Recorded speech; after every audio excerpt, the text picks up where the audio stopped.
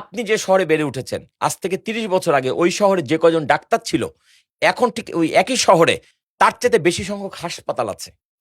লোক সংখ্যা বেড়েছে কয় গুণ? দ্বিগুণ, 3 গুণ, 4 গুণ, 5 গুণ, 6 গুণ, 10 গুণ। ডাক্তার তো বেড়েছে 50 গুণ। তাহলে তো রেশিও অনুযায়ী রোগবালাই কমে যাওয়ার কথা, রোগ কেন বেড়ে যাচ্ছে? তার মানে আমরা ভুল পদ্ধতিতে আগাচ্ছি। এই পদ্ধতি যত আগাবে তত মানুষ ধ্বংসের দিকে এগিয়ে যাবে।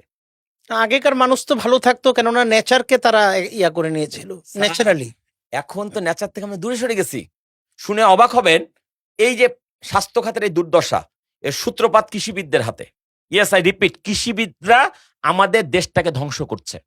কৃষি যতদিন কৃষকের হাতে ছিল ততদিন পর্যন্ত ছিল নিরাপদ।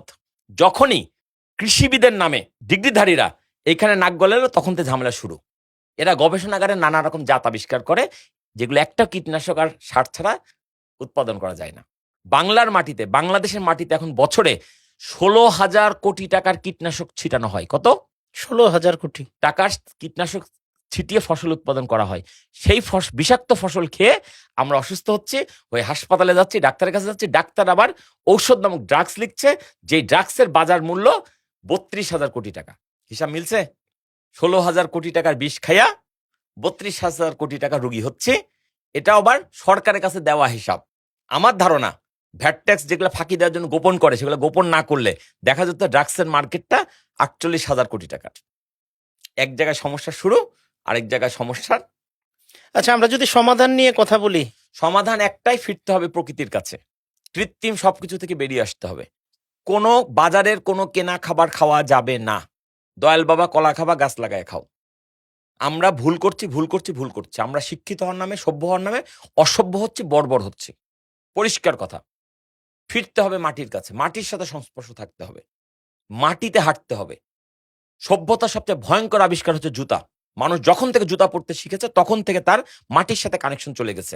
এই কারণে মানুষের শরীরে এত রোগ বালাই।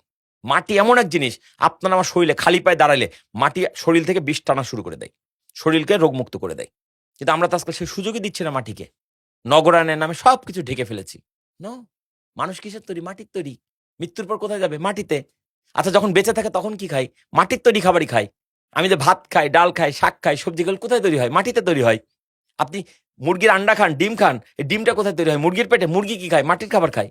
তাহলে মাটির তৈরি মানুষ মাটিজাত খাবার খেয়ে বাঁচে, মৃত্যুর পর মাটিতে মিশে যাবে। সেই মানুষ যদি মাটির সাথে জীবদ্দশার সম্পর্ক না রাখে, তাহলে মানুষ কি করে সুস্থ থাকবে?